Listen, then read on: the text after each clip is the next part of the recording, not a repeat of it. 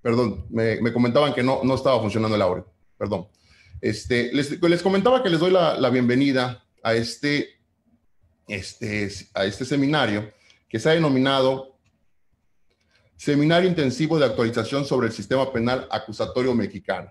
Bueno, hoy 8 de junio, hoy lunes, hoy iniciando la semana, pues bueno, vamos a iniciarla con toda la actitud de capacitarnos y desde luego yo quisiera iniciar felicitando a cada uno de ustedes que se encuentra conectado.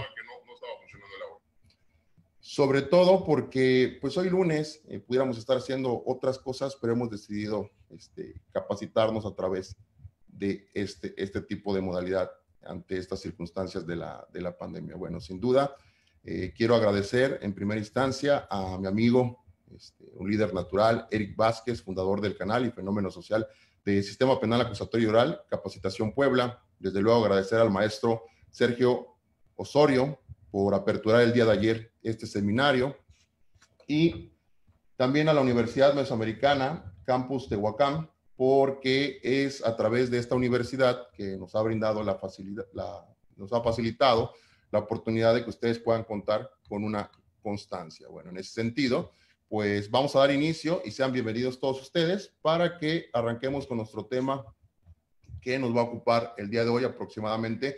Pues vamos a abarcar 40 minutos y vamos a dejar una sesión de unos 10, 15 minutos para contestar las interrogantes, las preguntas que ustedes quieran hacernos acerca del tema. Y pues bueno, sin más preámbulo, vamos a dar inicio a esta capacitación. Les voy a compartir en este momento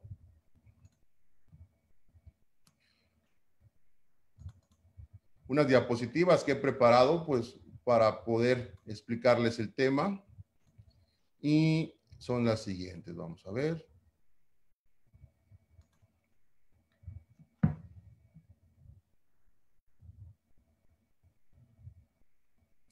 Tenemos, este seminario se ha denominado intensivo de actualización sobre el sistema penal acusatorio. Pues bueno, ¿qué vamos a aprender en este seminario? Pues evidentemente los aspectos principales del sistema procesal penal acusatorio. A nosotros nos ha tocado el tema de desarrollar los orígenes del sistema, que no vamos a profundizar mucho porque es un tema que ya está abordado de diferentes maneras, pero les daré los puntos principales para entender por qué estamos transitando, o ya transitamos hace mucho tiempo, ya no podemos hablar que es un nuevo sistema, en razón de que ya tiene un rato, ya tiene más de 10 años, ya aproximadamente ya estaríamos corriendo desde el 2008 a la fecha, ya más de 10 años, donde este sistema pues ya prácticamente ya no es totalmente nuevo, ya es un sistema que ha avanzado en años, ha avanzado, pero en la práctica tenemos todavía deficiencias. Bueno, les comparto mi nombre, servidor Willer Rutino Domínguez Garrido, es el encargado de estos temas, de darle los orígenes del sistema. Hablaremos también de los principios, las garantías y los derechos dentro del sistema procesal penal acusatorio. Evidentemente, también tendremos que tocar los principios rectores, que son la columna vertebral del sistema procesal. Les dejo mis redes sociales, se las comparto desde este momento. Willer Rutino Domínguez Garrido, me pueden encontrar en Facebook y a través del Twitter y del canal de YouTube. Bueno, vamos a dar inicio y yo les he preparado esta primera diapositiva donde vamos a conversar sobre los aspectos básicos del sistema procesal penal acusatorio. Bueno, ahí tenemos una serie de fechas, 3 para ser exactos. La primera es el 18 de junio del 2008. Bueno, esta fecha nos va a señalar la entrada en vigor del sistema penal acusatorio. A partir de esta fecha, acuérdense que el sistema dio aproximadamente 8 años para que entrara en vigor el sistema procesal penal acusatorio. Y en ese transcurso, la intención era de que todos los estados pudieran implementar el sistema procesal penal acusatorio a través de reglas procesales que no fueron hasta el 5 de marzo del 2014, que se establecieron a través del Código Nacional de Procedimientos Penales. Pero bueno, como antecedentes tenemos que el 18 de junio del 2008 se presentó la reforma y la iniciativa para transitar de un sistema tradicional a un sistema de corte acusatorio, donde íbamos a ver la oralidad y promete ser transparente. Bueno, en este sentido, la transición se debió y las causas principales fueron las que ya hemos escuchado: el colapso del sistema, la corrupción, cuestiones cuestiones prácticamente de rebase, de delincuencia. Ya las autoridades, la sociedad ya no confiaba en la autoridad, ya no se podía. Estoy leyendo aquí unos mensajes. Saludos. Gracias a todos los que nos están saludando. Gracias. Les comento que iremos contestando las preguntas al final de la sesión. Bueno, en ese sentido, bueno, el colapso del sistema se debió a esos factores. Fue así como el sistema acusatorio empieza a entrar en los estados. En lo particular, en nuestro estado de Quintana Roo, entra a raíz del 2014 y prácticamente entramos paralelo al Código Nacional de Procedimientos Penales. En otros países, en otros estados, ¿qué sucedió? En otros estados, lo que sucedió fue que el Código Nacional de Procedimientos Penales, cuando entró el 5 de marzo del 2014, algunos estados ya tenían su Código Nacional de Procedimientos Penales y prácticamente estaban trabajando, cuando entra el Código Nacional el 5 de marzo de 2014, ya con 2 códigos nacionales. A estas alturas, eso ya se ha superado, por eso los antecedentes los voy a mencionar de manera genérica, pero lo que sí quiero tocar, que sepan ustedes como puntos básicos del sistema procesal penal acusatorio, es que al momento de entrar el Código Nacional de Procedimientos Penales, en su primer artículo, pues estipuló que este código iba a ser aplicado para todos los estados de la República. En ese sentido, pues ya teniendo las reglas procesales y las reglas del juego, pues ya no podíamos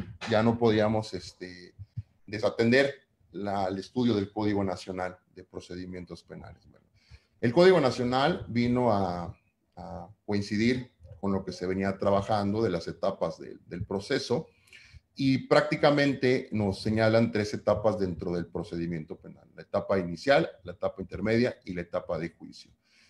Cada etapa, y aquí les hago un comentario, cada etapa tiene una finalidad y las etapas también tienen fases procesales. Lo he platicado, lo he comentado en otros tutoriales, que no debemos confundir entre etapa y fase procesal. La etapa prácticamente son 3 etapas: la inicial, la intermedia y la de juicio. Y las fases procesales van a estar dentro de las etapas y van a cumplir con los objetivos generales de cada etapa. Quiero también agregar que cada fase procesal tendrá su objetivo. Y un ejemplo de ello es lo que les voy a decir a continuación. En la etapa inicial tenemos que esta etapa va encaminada a una investigación.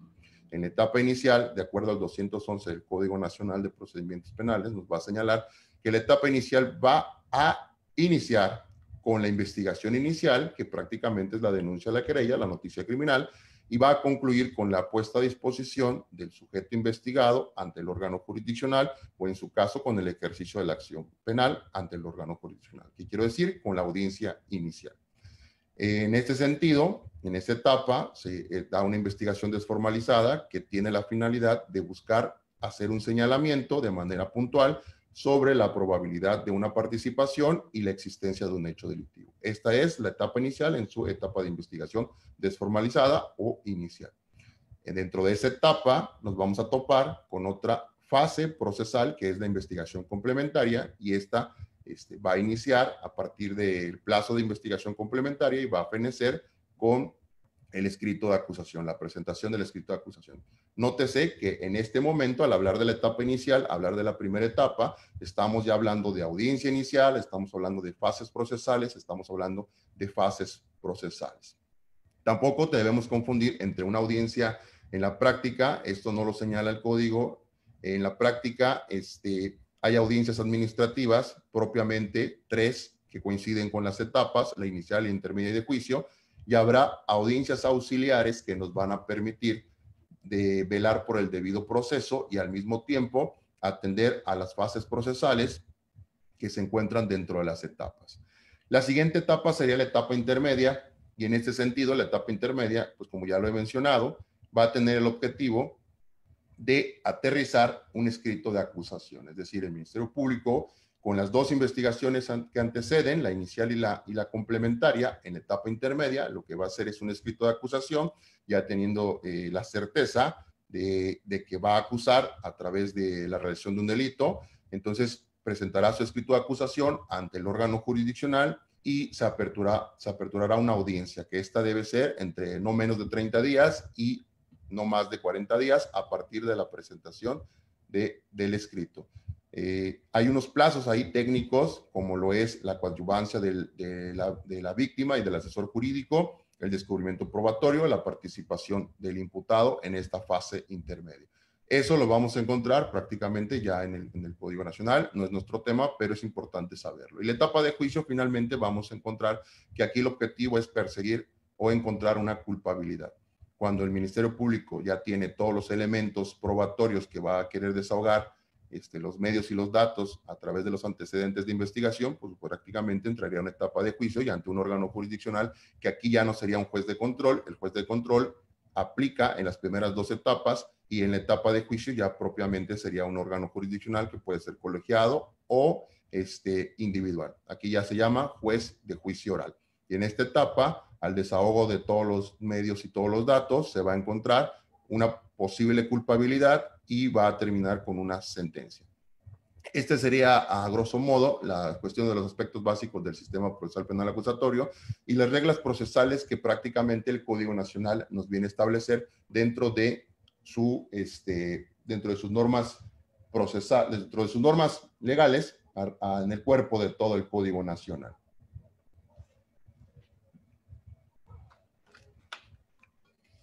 Aquí también debemos destacar que el Código Nacional fue muy claro al establecer en su artículo 2 que el sistema procesal y el propio código van a tener objetivos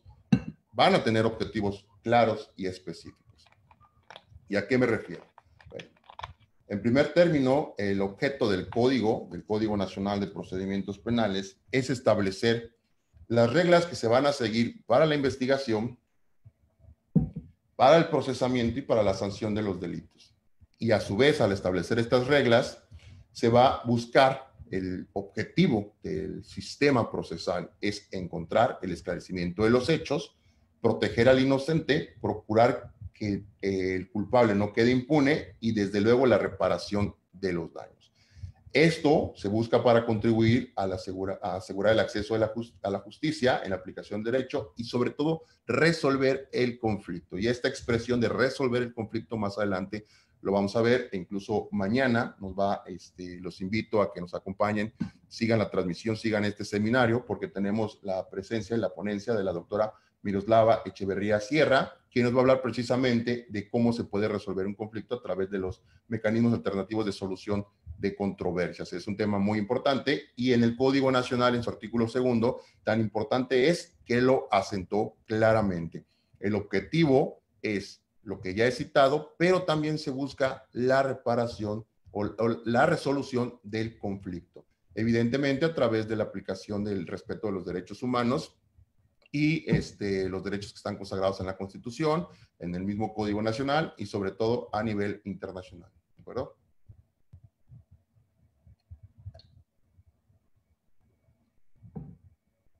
Bueno, en ese sentido, nuestros temas que vamos a platicar van a abarcar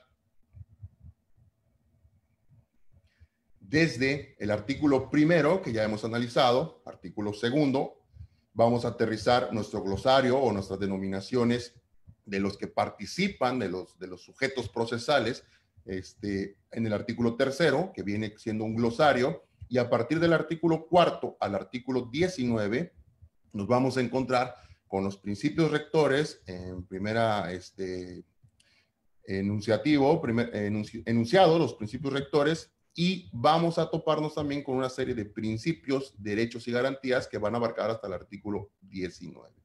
Los sujetos procesales, que también es el tema que nos tocó, los vamos a ver a partir del artículo 105, que viene desglosado quién es sujeto procesal y quién es parte en el proceso, y hasta el artículo 133, que terminaríamos con el rol del órgano jurisdiccional. Les he mencionado que aparte de ya lo comentado por los antecedentes y las cuestiones que dieron origen al sistema procesal y los aspectos básicos que tenemos que entender del sistema procesal, ahora vamos a entrar a los principios rectores. Aquí no hay que confundir principios rectores con principios generales del derecho. ¿Por qué? Porque no es lo mismo, pero sí coadyuvan, sí permiten la materialización del debido proceso. Los principios rectores los tenemos que ubicar, ya lo mencioné, a partir del artículo 4 al artículo 9 del Código Nacional. Y brevemente los voy a explicar de manera práctica. Tenemos al primer principio, que es el principio de publicidad. Este sistema, toda vez que ya existía un colapso del sistema tradicional, pues aplica un principio de publicidad y lo que busca es que de alguna manera la sociedad pueda incluirse en el procedimiento penal y a través de audiencias públicas donde el público puede entrar a ver lo que está pasando en el sistema de justicia, pues se genere esa certeza jurídica de la sociedad y se recobre la confianza de la misma. Por eso es que las audiencias ahora son públicas. Existen excepciones que se van a atender a las cuestiones de criterios por el mismo órgano jurisdiccional, pero en el ejemplo más sencillo, por ejemplo, la protección de la integridad de una menor, delitos sexuales, en esa mecánica, la revelación de un secreto, se va a suspender la publicidad y se puede reanudar en otra sesión o en la misma audiencia. Es decir, puede ser que la audiencia desde su inicio sea pública o puede ser que sea privada. Eso el órgano jurisdiccional lo decide, o incluso el Ministerio Público o el asesor o el defensor lo pueden solicitar dependiendo si existe una excepción al principio de publicidad. Bueno, pero el principio de publicidad meramente señala, o en su esencia señala, que las audiencias van a ser públicas. Luego tenemos al principio de inmediación. El principio de inmediación no tenemos que confundirlo con el término de inmediatez. La inmediación es una cosa y la inmediatez es otra cosa.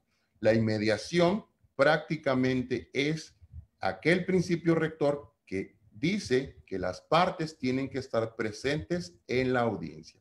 Es decir, en el sistema tradicional, recordemos, y ya lo ha mencionado el maestro Osorio, Sergio Osorio, ayer entró a este tema y comentó que el juez no estaba presente al momento de llevar a cabo las audiencias. Bueno, en este sistema lo que se busca es que el juez esté presente. No puede delegar ninguna función que se le atribuya al juez a través del Código Nacional. El juez no puede delegar sus funciones y tiene que estar obligado y está obligado a estar presente en todas las audiencias. Otras personas que deben estar presentes es el asesor, en su caso el defensor y el Ministerio Público. El imputado, desde luego, tiene que estar presente, pero también el Código Nacional nos dice que puede salir de la audiencia si él lo desea, siempre y cuando con las formalidades que expresa el mismo ordenamiento. Y la víctima es a la que se le da derecho de estar o no estar en ciertas audiencias. Eso es importante también tenerlo en cuenta. Pero bueno, el principio de mediación nos refiere a que las partes, los sujetos procesales que el Código Nacional obliga a que estén presentes, tienen que estar presentes en la audiencia y no se puede llevar a cabo esta si no están presentes en dicha audiencia. Voy a dejar el principio de contradicción al último porque es el principio, para mi punto de vista, básico para un ejercicio de una defensa técnica y explicar todo lo que viene del sistema procesal penal acusatorio. Vamos a pasar al principio de concentración. El principio de concentración indica que si las audiencias son públicas y se lleva a cabo la inmediación, ahora hay que dar una celeridad procesal. Hay que plantear que las audiencias, al inicio de esta conversación platicaba que dentro de las etapas del sistema procesal existen fases procesales, ¿de acuerdo? Esas fases procesales tienen que llevarse de alguna manera, junto con el principio de continuidad, voy a explicar los dos, bajo el principio de continuidad tienen que ser secuenciales y sucesivas, pero tenemos que llevar el mayor número de fases en la misma audiencia. Y les pongo el ejemplo. En la etapa inicial, vamos a situarnos en la audiencia inicial. En la audiencia inicial, ya estando sentados de un lado la fiscalía y de otro lado la defensa, va a iniciar el órgano jurisdiccional, el juez de control, a individualizar a las partes. ¿Qué quiero decir? Le va a preguntar quiénes se encuentran presentes. ¿Qué está haciendo con esta acción? Está verificando el principio de inmediación. Se va a cerciorar de que esté presente la defensa, junto con su investigado, imputado, y que esté presente la fiscalía junto con, si es en el caso, el asesor y la víctima. Una vez que ya individualizó, se cercioró del principio de inmediación, ahora va a pasar a realizar el siguiente acto. Y aquí estamos hablando de la concentración y de la continuidad. El siguiente acto sería darle el uso de la voz al Ministerio Público para que realice la imputación. Hecha la imputación, pasaríamos al siguiente acto o fase procesal, que sería el derecho a declarar sobre esa imputación. Y como estamos observando, no se puede pasar a otra fase si no concluimos una. Hay fases que van muy relacionadas, como lo es la vinculación, que no se puede llevar a cabo la vinculación si no antes se dio derecho a declarar y si no antes se hizo la imputación. A esto se refiere el principio de concentración y el principio de continuidad. Concentración, llevar a cabo el mayor número de fases procesales en una sola audiencia. Y el de continuidad, que estas fases procesales que vamos a tratar de llevar en una sola audiencia sean sucesivas y secuenciales. Y aquí entra el principio de contradicción. El principio de contradicción sería prácticamente aquel que nos va a permitir confrontar esos datos y medios de prueba, esos argumentos que la defensa o la fiscalía están realizando. El principio de contradicción es aquello que permite conocer la carpeta de investigación, estudiar la carpeta de investigación, los antecedentes de investigación y evidentemente aportar datos pertinentes e idóneos para acreditar y sostener nuestra teoría del caso, que puede ser enfocada a un esclarecimiento de los hechos, en el entendido de una excluyente de responsabilidad, en el entendido de una carga de la prueba, que sería por parte del Ministerio Público determinar una culpabilidad. Cada sujeto procesal va a aplicar el principio de contradicción de acuerdo a su función, que lo vamos a ir viendo. Entonces, en términos generales, repito, publicidad, sean públicas y mediación estén en las partes, concentración, se lleven a cabo el mayor número de fases procesales, continuidad, estas fases sean sucesivas, secuenciales en una misma audiencia y contradicción, puedan refutar los sujetos procesales a todos aquellos medios y datos que sean vertidos en la audiencia. Eso sería en general la columna vertebral a través de los principios rectores del sistema procesal penal acusatorio. Y luego tenemos una serie de principios y derechos que debemos entenderlos de manera también aislada, porque cada principio se va a aplicar de acuerdo a las circunstancias en las que estemos haciendo nuestro argumento. Y en ese sentido tenemos el principio de igualdad ante la ley, el principio de igualdad entre las partes, el principio de juicio previo y debido proceso, el principio de presunción de inocencia, el principio de prohibición de doble enjuiciamiento, el derecho a la intimidad y a la privacidad, la justicia pronta, el derecho a una defensa y asesoría jurídica adecuada e inmediata. Este derecho es muy importante y más adelante lo vamos a tocar. Y por último tenemos la garantía de ser informada de sus derechos y el derecho al respeto a la libertad personal. Y esos son los principios generales, garantías y derechos dentro del sistema. Esto va del artículo 4 al artículo 19. Los invito que después de esta sesión, pues ustedes agarren su código nacional y vayan rayando. Lo recomendable es que lo tengan físico para que se puedan hacer las anotaciones pertinentes. Y pasamos a nuestro siguiente tema. En la siguiente diapositiva,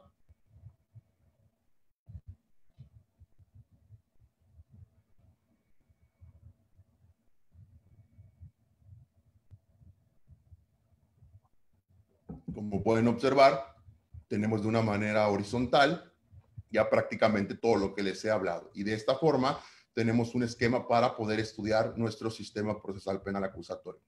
De un lado tenemos la base procesal, que es el 211 del Código Nacional de Procedimientos Penales. CNPP es Código Nacional de Procedimientos Penales. Y tenemos las tres principales etapas y abajito de cada etapa les tengo puesto el artículo que abarca. Es decir, la etapa inicial va del artículo 212 al 333, evidentemente del Código Nacional de Procedimientos Penales. La etapa intermedia va del artículo 334 al 347 y la etapa de juicio del 348 al 413. Dentro de la etapa inicial, como ya podemos ver, ahí están las dos fases.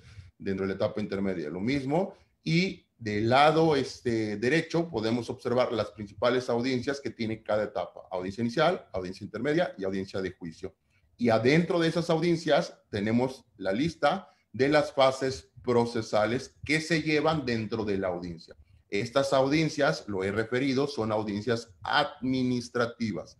Las audiencias auxiliares, que nos vamos a encontrar el término en la práctica, son las audiencias que permiten que este esquema se lleve a cabo materializando el debido proceso. Un ejemplo sencillo: si no nos quieren dar acceso a la carpeta de investigación, a través de un escrito presentaremos ante el juez de control solicitando ventile o proteja los derechos de nuestro representado y nos dé una audiencia auxiliar para manifestarle a través del principio de contradicción los motivos por los cuales debemos tener acceso a la carpeta. Y en esa audiencia se va a resolver la situación jurídica que estemos planteando. Esas son audiencias auxiliares para proteger los derechos y hacer que las autoridades cumplan con sus obligaciones. Audiencias auxiliares. Las audiencias administrativas propiamente son las que estamos señalando. Y ahí podemos ver claramente cómo va la secuencia. Control de la detención, en el caso de la audiencia inicial. Este control de la detención, quiero hacer el punto de aclaración, que no en todas las audiencias se va a llevar a cabo, únicamente en las audiencias que sea por flagrancia, o incluso se habla de las audiencias de caso urgente, que son dos modalidades de formas de conducción diferentes que ya analizaremos cuando entremos al estudio del artículo 16 constitucional. El control de la detención, como su nombre lo dice, es la forma en que el juez de control, que es el que vigila la protección de los derechos humanos y el debido proceso, este juez va a ver, cuando se lleve a cabo la fase de control de la detención, va a ver que se haya llevado una detención apegada a los derechos humanos, a las reglas procesales y en competencia de la autoridad que la realice. Pero aclaro, este control se da en flagrancia. ¿Por qué no se puede dar en la orden de aprehensión? Para que quede claro. Bueno, la orden de aprehensión es otra modalidad de una forma de conducción a una audiencia. Y la orden de aprehensión, evidentemente su naturaleza es que fue emitida por un órgano jurisdiccional, es decir, por un juez de control.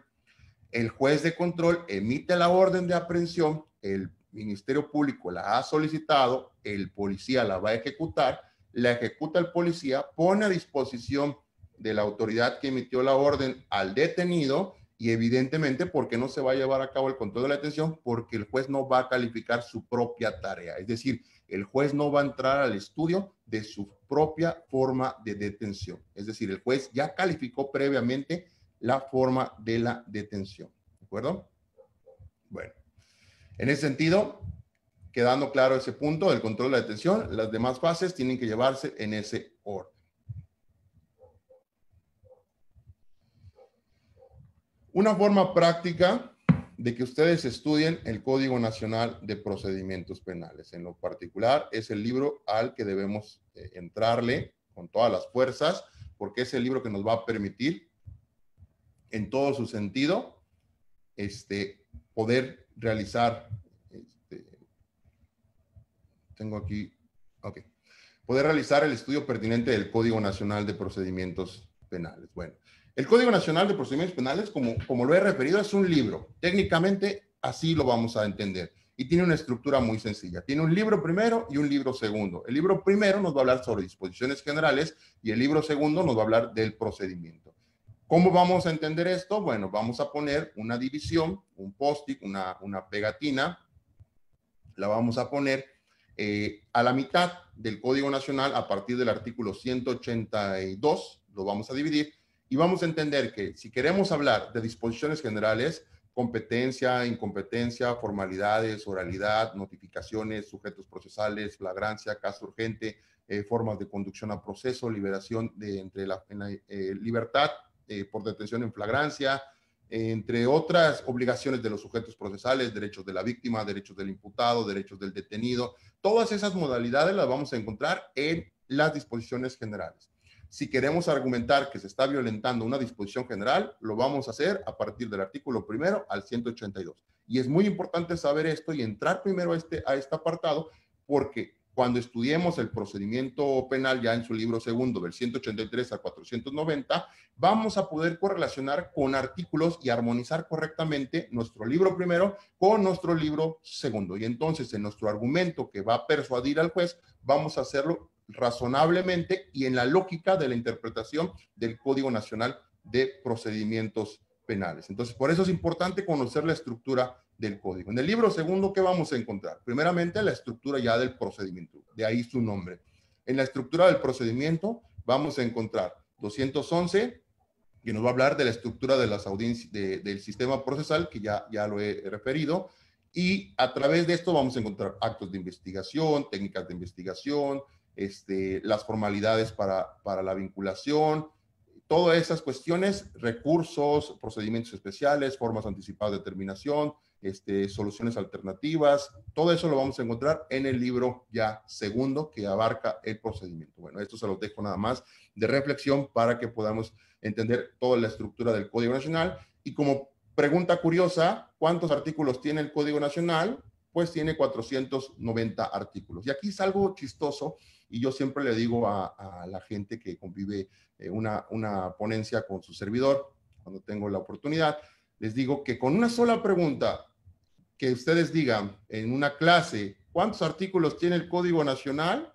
Con esa pregunta, ustedes ya saben más que el promedio de la clase. Y son 490 artículos. ¿A qué me refiero? Que estudiando el 1% podemos ser mejores.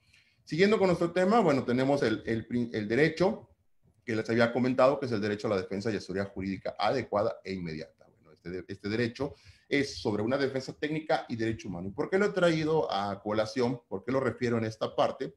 Pues porque este derecho permite que nosotros como abogados, términos generales, ya sea un abogado, ministerio público, defensa, asesor, lo que vayamos a fungir dentro de nuestra carrera profesional, tenemos que ser técnicos. Técnicos significa ejercer nuestra profesión con estrategia, siendo abogado ético, y evidentemente el código nos dice que tenemos que estar titulados y con cédula profesional. Ahí les va un tip. En algunos estados sí se permite que entren auxiliares sin que estén titulados.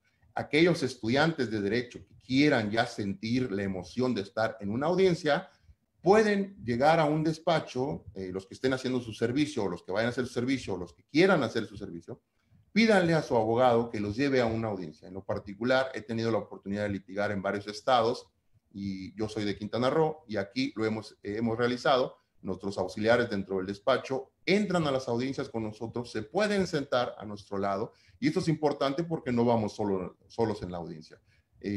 Nos sirve para acompañamiento si queremos buscar alguna jurisprudencia, algún dato o elemento, algo, el auxiliar, la persona que nos acompaña, nos puede ser de gran utilidad. Entonces, y al mismo tiempo se le está brindando la oportunidad de que se vaya identificando, porque sí va a tener el uso de la voz únicamente en la individualización. Al inicio de la audiencia va a poder manifestar quién es y en qué calidad se encuentra sentado.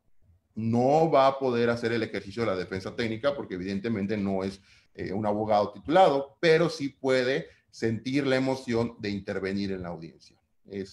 Incluso se le puede autorizar para recoger notificaciones, y en otros estados permiten también la consulta de la carpeta administrativa, la carpeta auxiliar. No es la carpeta de investigación. Ojo con esto. Una cosa es la carpeta que se realiza dentro del órgano jurisdiccional, que es una carpeta digital administrativa, y la otra cuestión es la carpeta de investigación que tenemos prácticamente en el Ministerio Público. Bueno, y esta defensa técnica y adecuada se va a realizar a través del respeto de los derechos humanos.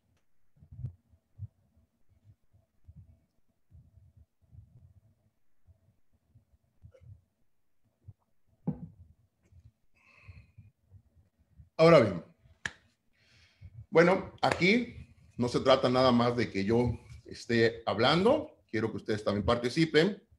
Agradezco todos los saludos que nos están realizando a través de los comentarios. Quiero yo adentrarme al tema y al final haré la referencia a las preguntas. Nos pueden ir haciendo preguntas. Ya cuando vaya a terminar, vamos a dar unos 10, 15 minutos para contestar las preguntas. Cuando abra el apartado de preguntas, háganos todo lo que quieran. Pero ahora yo quiero abrir un espacio para hacerle principalmente 3 preguntas, y esto lo llamo el sensor de nuestro conocimiento en el sistema procesal penal acusatorio. Y vamos con la primera pregunta. le hago al público en general, ¿cuántos artículos se reformaron dentro de la Constitución Política de los Estados Unidos Mexicanos el 18 de junio del 2008? Empiezan las respuestas a partir de este momento. A la 1, a las 2, a las 3. Voy a felicitar a los que contestaron 10 artículos. 10 artículos fueron los que se reformaron el 18 de junio del 2008. Estos artículos son los que dan la transición de un sistema inquisitivo tradicional a un sistema acusatorio. Esta es una pregunta muy básica que debemos de saber. Fueron 10 artículos los que se reformaron en la famosa reforma de seguridad pública. Si no pudiste contestar en esta, va el segundo chance, decimos por acá. Siguiente pregunta. ¿Cuántos artículos fueron reformados en materia penal el 18 de junio del 2008? ¿Y cuáles fueron? Bueno, aquí tenemos dos preguntas y se abre el debate. ¿Cuántos artículos, de esos 10 artículos, cuántos se reformaron el 18 de junio? ¿Cuántos en materia penal se reformaron el 18 de junio? ¿Y cuáles fueron? Bueno, a la 1, a las 2, misma mecánica. Felicito a aquellos que nos han comentado que fueron 7 artículos que se reforman en materia penal. ¿Y cuáles fueron? Sencillo, del 16 al 22. ¿Dónde están estos? En la Constitución Política de los Estados Unidos Mexicanos. Y a partir de estas dos preguntas, podemos nosotros valorar qué tanto sabemos de los antecedentes del sistema procesal penal acusatorio. Pero más allá, cómo estamos en el estudio. Si las clases de Derecho Procesal Penal están surtiendo efecto. Y si no, maestros, hay que ponernos las pilas porque estas son preguntas básicas que vienen en cualquier examen que querramos realizar para certificarnos en el sistema procesal penal acusatorio. Bueno, y la última pregunta, si no pudiste contestar las dos, ahora lanzamos la siguiente interrogante.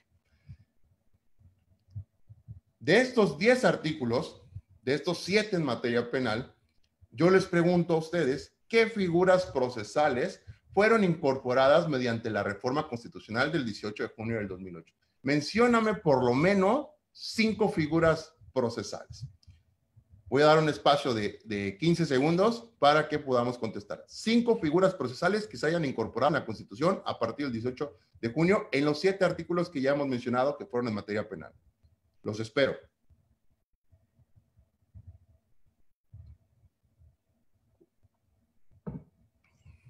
Bueno, se ha cumplido el plazo.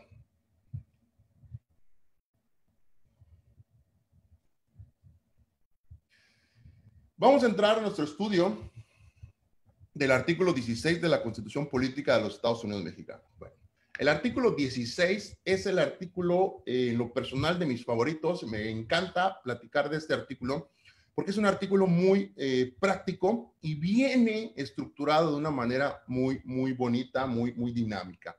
El artículo 16 de la Constitución Política de los Estados Unidos Mexicanos nos va a hablar siempre en su primer párrafo de los actos de molestia. Y es el artículo que utilizan el mayor número de estudiantes de Derecho cuando quieren hacerles una inspección. Que eso ya hablaremos más adelante, sí lo vamos a tocar, un acto de molestia, aquellos retenes que su nombre son controles preventivos. Pero este artículo 16 se lo saben recitado. Nadie puede tocarme sin un mandamiento escrito. Y efectivamente, el 16 de la Constitución nos refiere este dato. Y nos dice lo siguiente: como requisitos para realizar un acto de molestia, tiene que existir una autoridad competente, y la competencia la vamos a atender a raíz del Código Nacional a partir de su artículo 20, reglas de competencia, y puede ser la competencia por fuero, ya sea local, federal, puede ser competencia por territorio, por funciones, en este sentido. Entonces tiene que ser una autoridad competente que emita esa resolución o ese escrito, ese mandamiento, y que además tiene que, dentro de ese escrito, hacer una fundamentación y una motivación de su actuar, fundar y motivar. Ese acuerdo, ya lo hemos mencionado, va a ser por escrito y va a cumplir con las formalidades que tiene la Constitución Política de los Estados Unidos Mexicanos y las normas del Código Nacional de Procedimientos Penales. Pero en todo momento tiene que respetar los derechos humanos.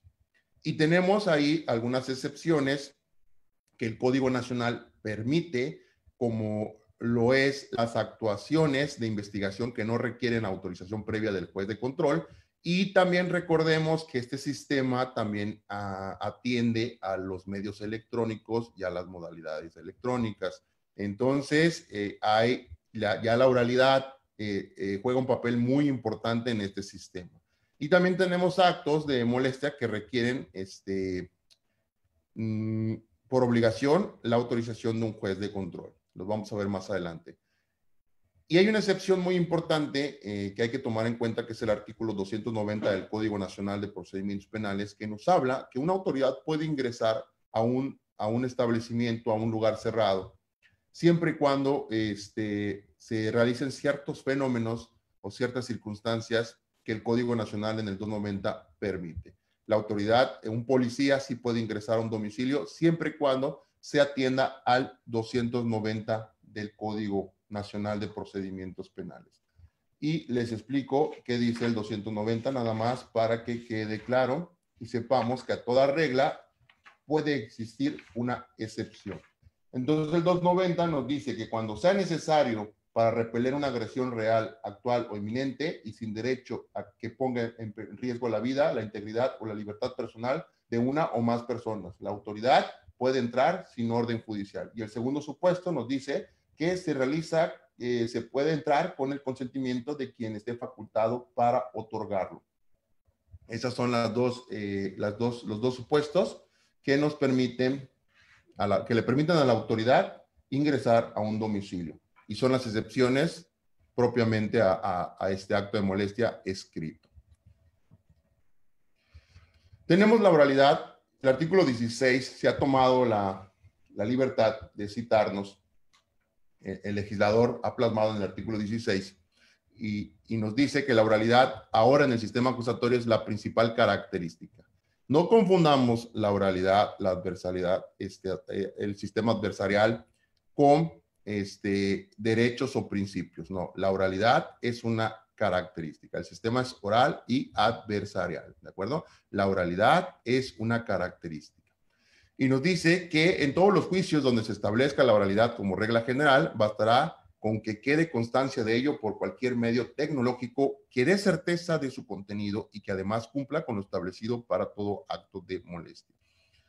Aquí estamos viendo que ya el 16 nos permite que estos actos de molestia a través de la oralidad y con los medios tecnológicos se puedan llevar a cabo, pero siempre tiene que existir un registro, una constancia que dé certeza de su contenido.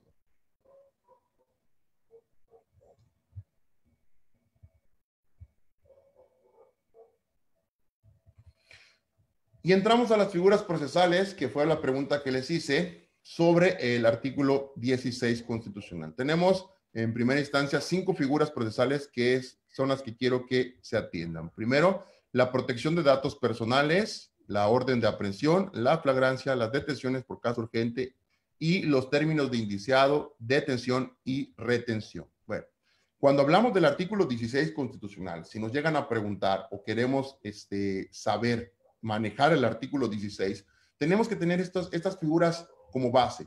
Si nos hacen la pregunta, ¿de qué habla el artículo 16 de la Constitución? Bueno, habla de la protección de datos, de la orden de aprehensión, de la flagrancia, de las detenciones por caso urgente, y habla de los términos que se utilizan para indiciado, detención, retención, y las 48 horas del Ministerio Público como plazo que tiene para la integración de una carpeta de investigación por un detenido. De manera general, ya manejamos el 16 constitucional. Ahora bien, sobre la protección de datos personales tenemos lo siguiente. El artículo 15, 54, 106, 109, fracción 26, 113, fracción 14 del Código Nacional de Procedimientos Penales se relaciona con este tema de la protección de datos. ¿Por qué es tan importante la protección de datos? Porque recuerden que acabo de comentar hace unos minutos que en toda audiencia se va a hacer la individualización de las partes. Pero previamente a la audiencia, ¿qué sucede? Antes de entrar a la audiencia, el auxiliar o el encargado de sala, de acuerdo a estos artículos del Código Nacional, le va a preguntar a las partes si, sobre todo prácticamente a la víctima y al indiciado o al investigado, y ahorita explico por qué no podemos llamarlo imputado, ya lo voy a explicar, en este momento procesal del que estoy comentando, le va a preguntar el encargado de sala, les va a preguntar si quieren que sus datos personales se mencionen en la audiencia o queden en reserva, porque el artículo 16 permite esa protección de datos personales, ¿de acuerdo? Por eso es que en esas audiencias se lleva ese acto formal. Pasamos al siguiente, que es la orden de aprehensión. Y aquí les sumo la orden de aprehensión con el caso urgente. Son formas de detención, ¿de acuerdo? Existen formas de conducción a proceso y existen formas de detención. En este caso estamos hablando de tres formas de detención: orden de aprehensión, flagrancia y caso urgente. Formas de detención. Si quisiéramos hablar de las formas de conducción, también vamos a hablar de la orden de aprehensión, de la citación y la orden de comparecencia, ¿de acuerdo? Entonces, este trabajo de diferenciar entre formas de conducción y formas de detención lo vamos a aterrizar cuando estudiemos el artículo 141 del Código Nacional de Procedimientos Penales, que habla de las formas de conducción y que son citación, aprehensión y comparecencia. Y cuando hablemos de las formas de detención, tendremos que aterrizarlo en el 141, fracción tercera, 146 y 150, que propiamente nos va a hablar orden de aprehensión, flagrancia y detención por caso urgente. Bueno, estas figuras procesales son las que maneja el artículo 16 constitucional. Y en la orden de aprehensión nos dice específicamente que la orden de aprehensión tiene que ser emitida por una autoridad jurisdiccional.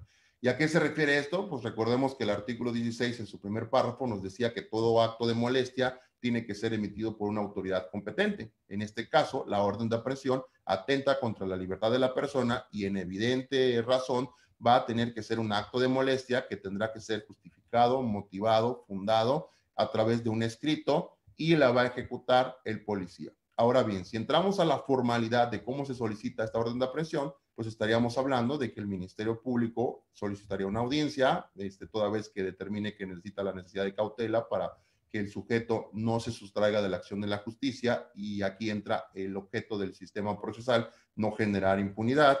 Entonces, a través de este criterio, el Ministerio Público solicita la orden de aprehensión, se va, se detiene a la persona, se pone a disposición del juez de control, se emite una audiencia, la fecha y hora, y se realiza la correspondiente fases procesales. Esa sería la orden de aprehensión. Tiene que estar justificada, motivada, fundada y tiene que ser emitida por una autoridad competente.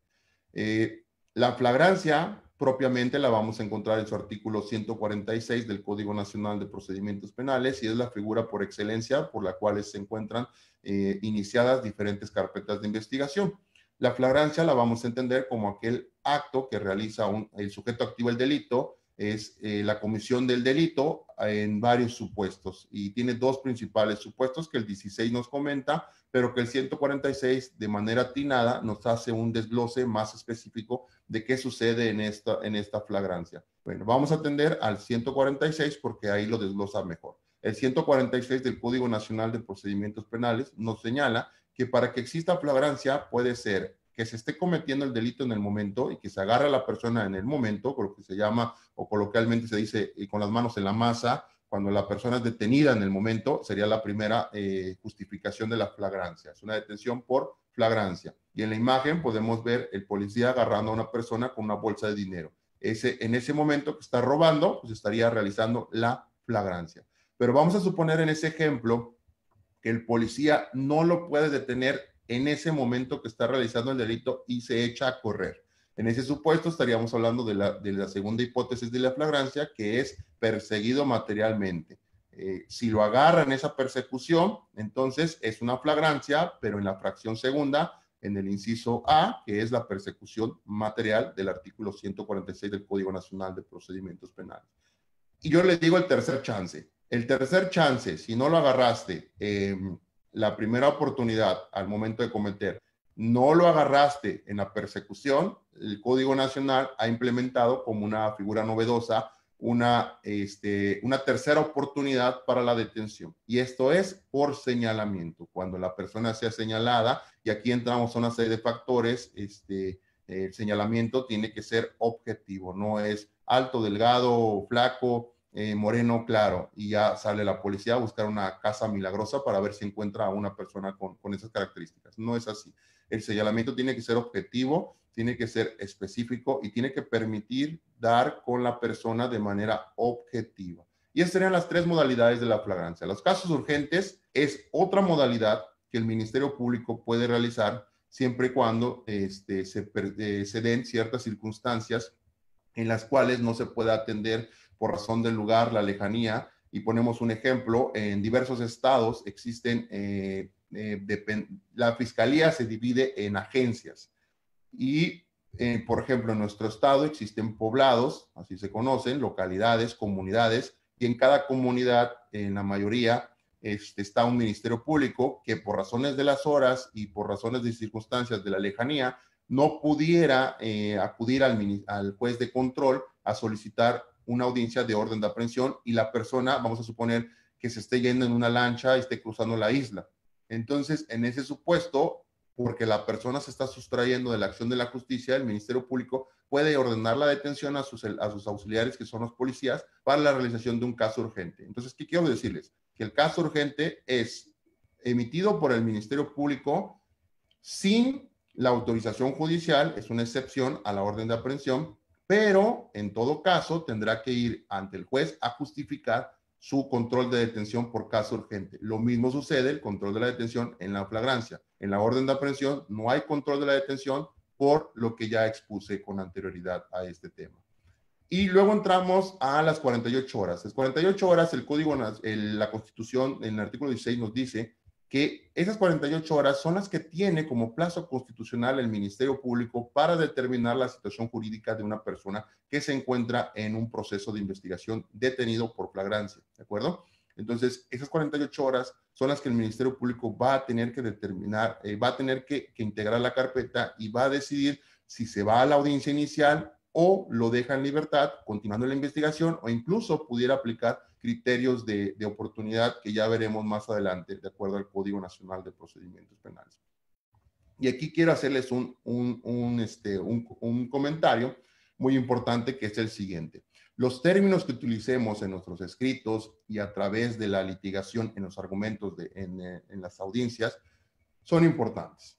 Y yo les decía que no podemos hablar de imputado en la fase de investigación inicial. ¿Por qué? Porque el Código Nacional de Procedimientos Penales nos dice que imputado es aquella persona a la cual se le hace del conocimiento un hecho por el cual se le está investigando frente al órgano jurisdiccional. Y esto indica que eso sería en la audiencia inicial, cuando ya propiamente estén las partes bajo el principio de inmediación frente a un juez de control y se dé la fase de desarrollo de la imputación. Entonces, propiamente nos está diciendo el Código Nacional que la imputación que se le va a llamar imputado en la audiencia inicial.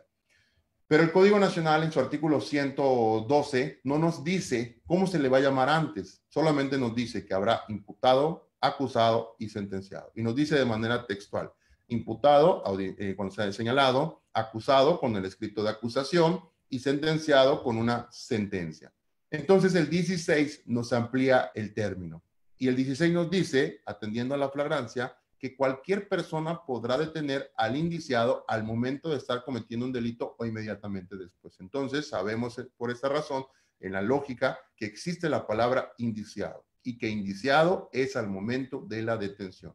El indiciado, ¿con qué calidad? Con calidad de detenido. El policía agarra a un indiciado con calidad de detenido. Cuando lo pone a disposición del Ministerio Público, entonces tenemos a un indiciado en calidad de retenido. ¿Por qué? Porque el Ministerio Público no realizó la detención. Él va a retener, ¿de acuerdo? La detención la realizó el policía. El Ministerio Público retiene. Y esa retención entra dentro de los parámetros de las 48 horas que tiene el Ministerio Público para determinar la situación jurídica del indiciado.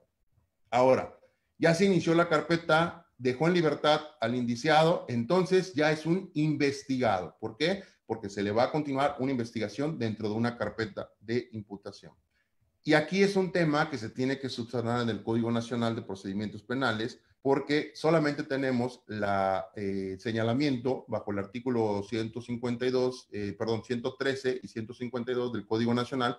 El 113 nos dice derechos del imputado y el 152 nos dice derechos del detenido. Y aquí está la fundamentación por la cual sostengo mi argumento y la exposición que doy, porque tenemos derechos del detenido y tenemos derechos del imputado, que en momentos procesales son distintos. Una cosa es en la detención y otra cosa ya es dentro del procedimiento penal. De esta forma, abarcamos las primeras figuras del artículo 16.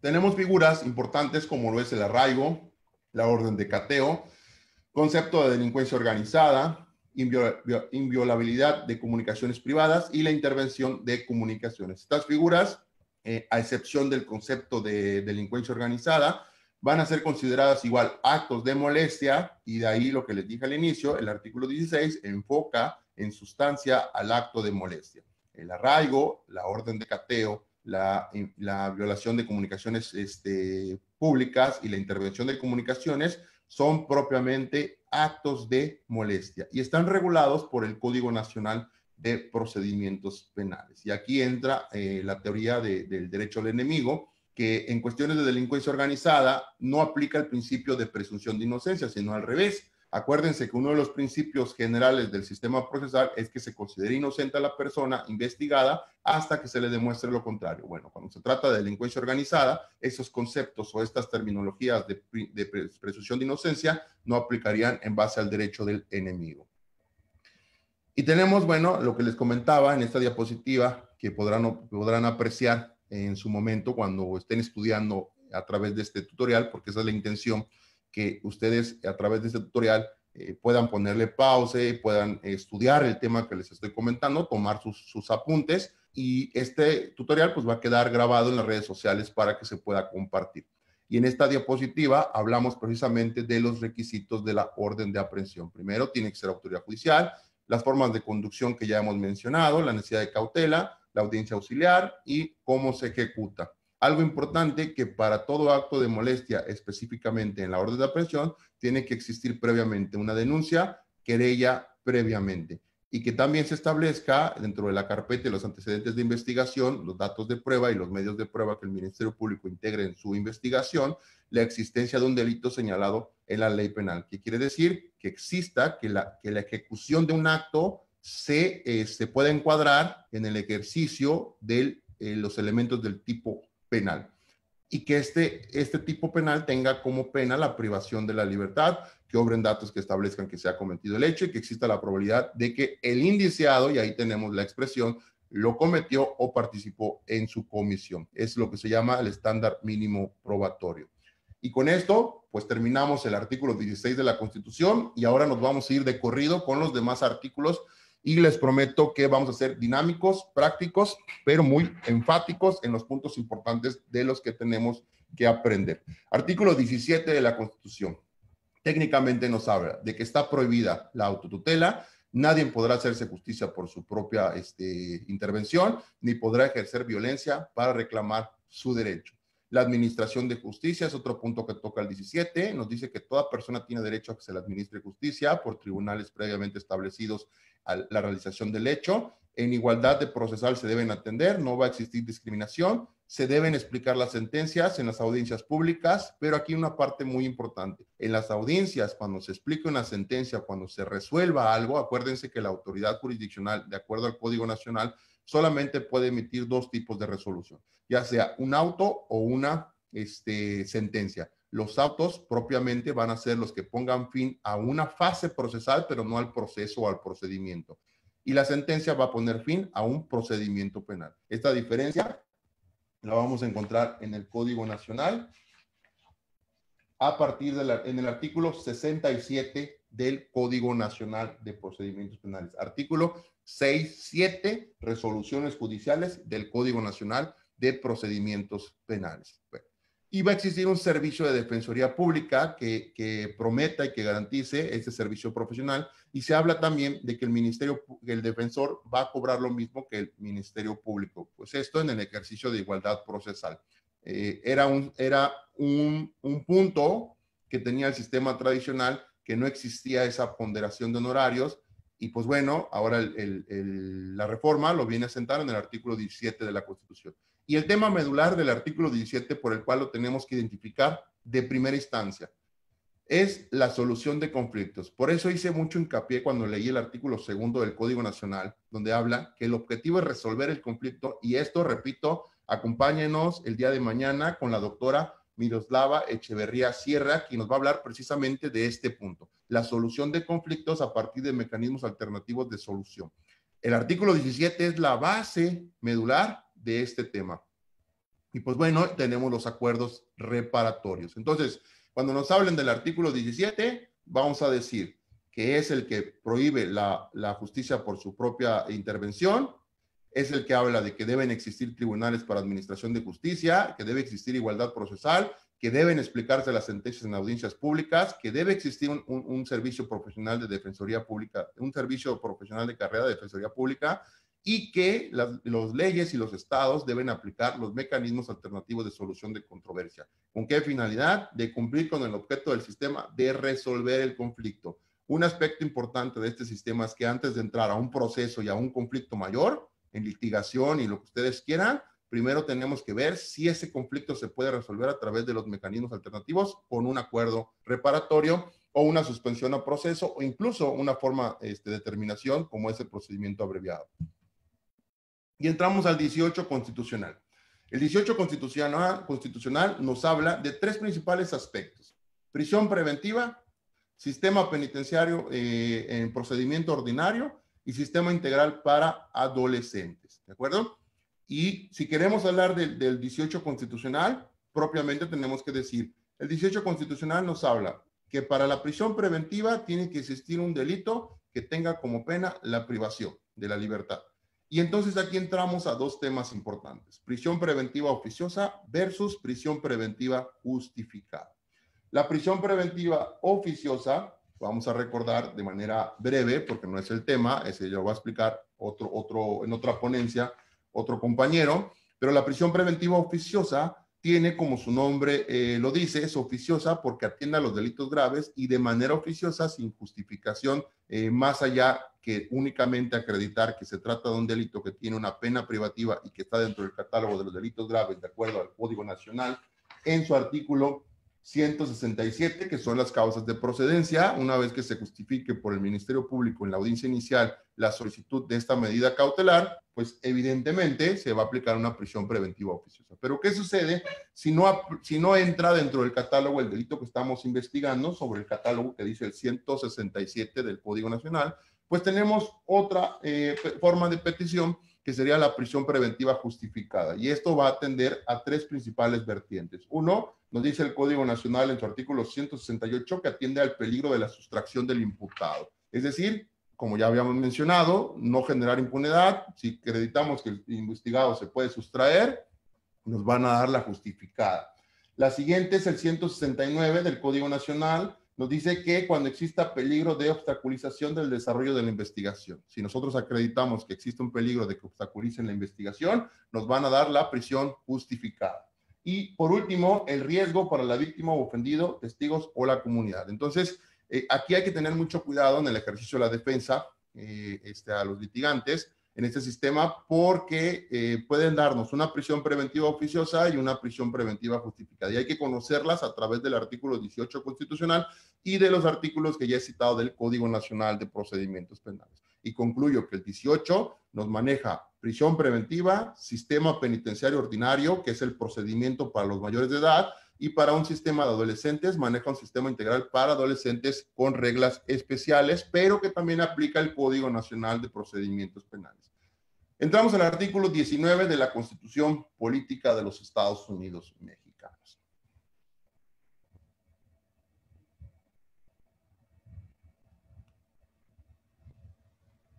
Artículo 19 de la Constitución.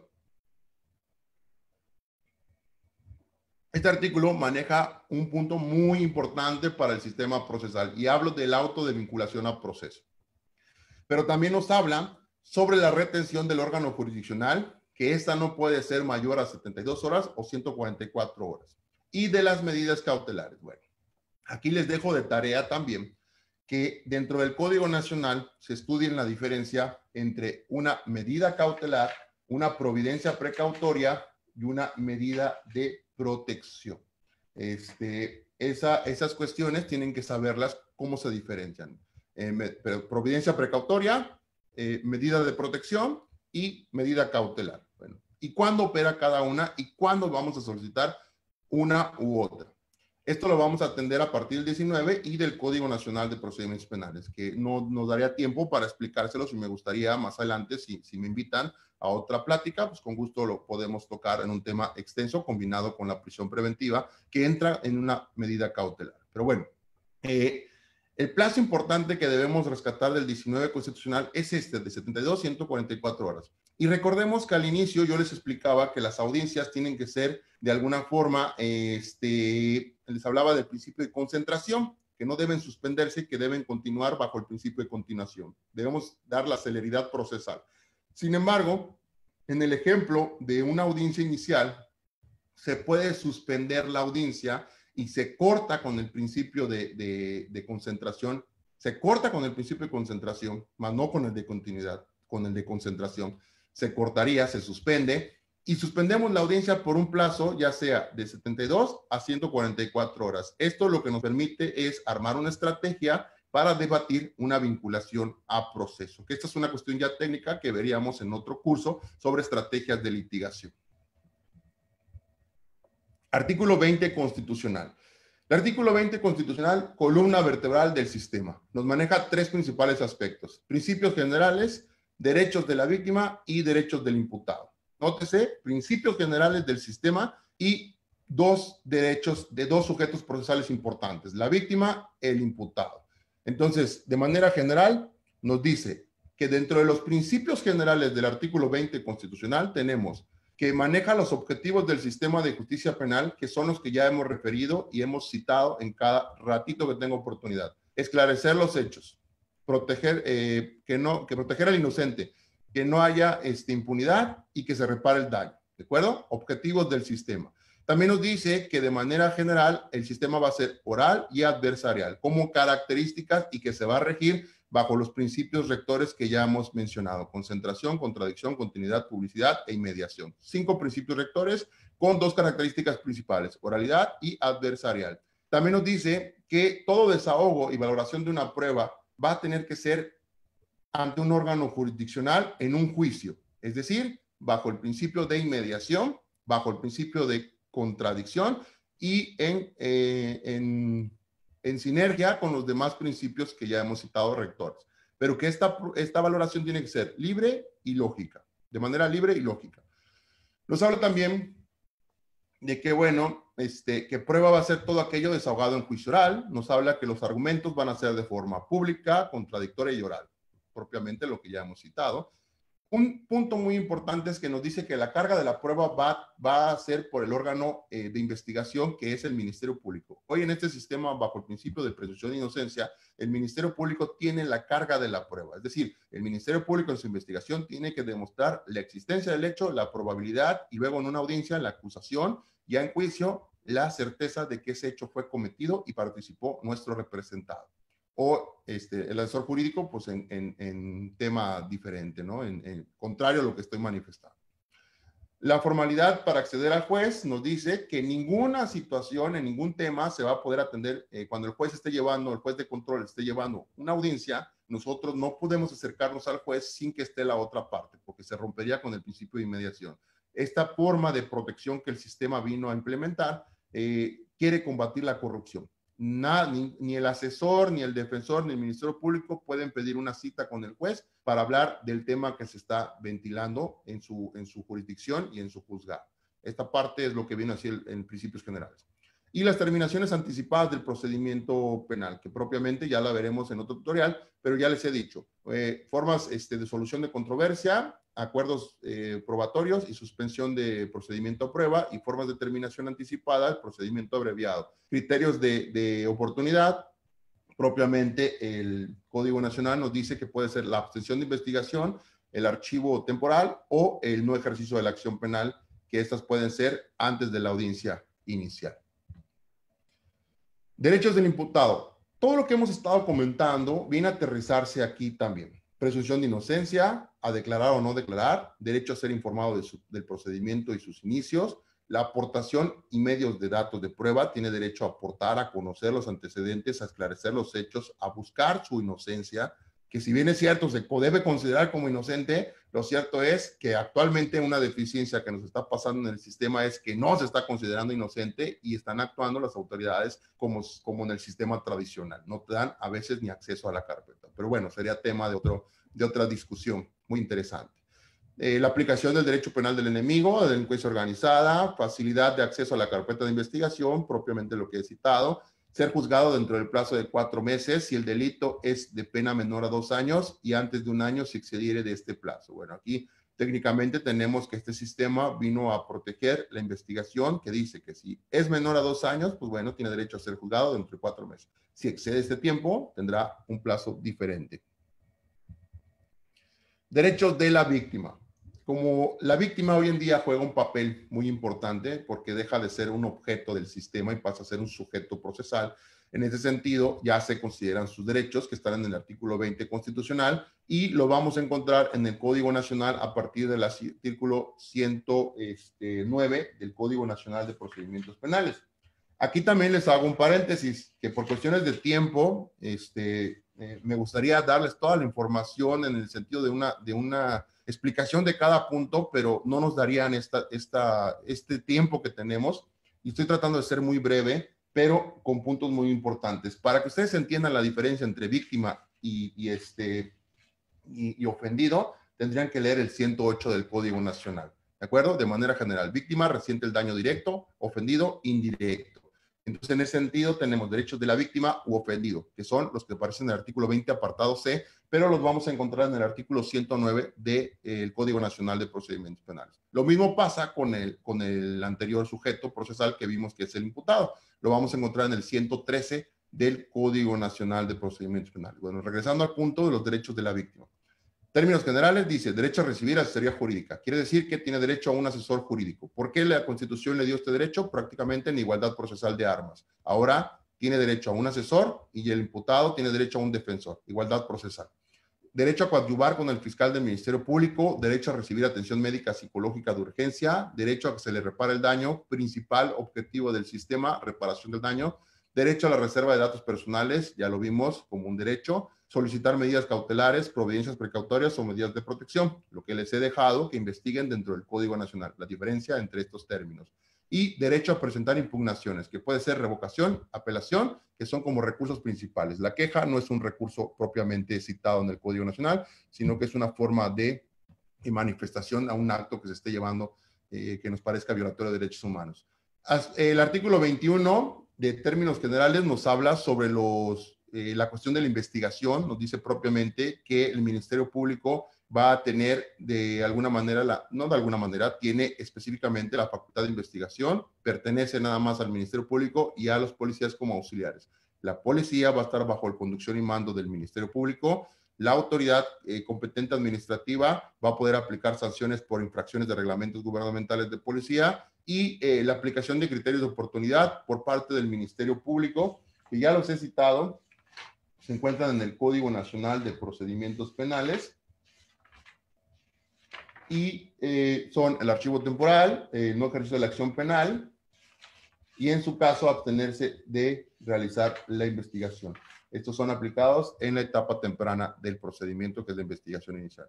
Y el concepto de seguridad pública, y en este artículo, si lo analizan de manera, a grosso modo, de manera exhaustiva, van a encontrar el fundamento de los controles preventivos. Y aquí van a encontrar la justificación de por qué los controles preventivos sí se pueden poner en el artículo 21 de la Constitución. Y el artículo 22 de la Constitución, de manera más práctica, es el que utilizamos cuando se nos está dañando la dignidad humana a través de mutilaciones, infamia, marcas, azotes, palos, tormento de cualquier especie, la muerte excesiva, la confiscación de bienes, cualquier otra pena inusitadas y trascendentales. Toda pena nos maneja también que debe ser proporcional al delito y que esta debe ser sancionada al bien jurídico afectado en proporción, la proporcionalidad de la pena, que es otra materia también muy bonita, la pena. y la extinción de dominio, que es una figura también que el Código Nacional maneja como derecho del enemigo en esos términos. Bueno, y aquí vamos cerrando nuestro tema ya con la base jurídica de la Constitución y el ejercicio de una defensa técnica y adecuada. En ese sentido, les dejo esta diapositiva también para que se estudie. Aquí están de manera desglosada todo lo que hemos estado viendo. Ya abarcamos los antecedentes, ya entramos a la reforma constitucional, ya estudiamos todos los artículos de la reforma. Ahora les dejo, ya estudiamos los principios rectores, les dejo esta diapositiva donde van a poder ustedes observar el desglose tanto de principios rectores como principios del procedimiento y derechos del procedimiento. Y de manera ejemplificada, lo pueden ir aterrizando a partir del artículo 4 al artículo 19. Y es importante que conozcan cada principio. Y pongo también una nota al pie de esta conversación, que no son todos los principios generales del derecho. Existen más que también hay que conocer.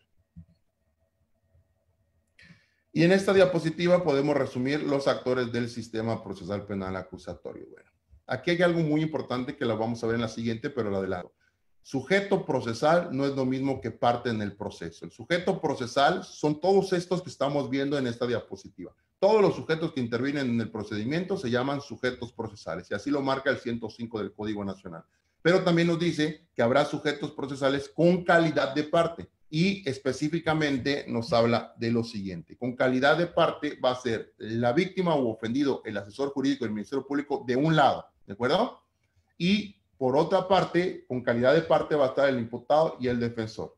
Los demás sujetos que se mencionan en el 105 van a ser sujetos procesales. Y aquí les dejo la tarea de que subrayen y determinen cuáles son sujetos procesales y cuáles son partes en el proceso. ¿Por qué se llaman partes en el proceso? Porque tienen interés en la litis, tienen interés en la resolución del conflicto, tienen interés en el esclarecimiento de los hechos.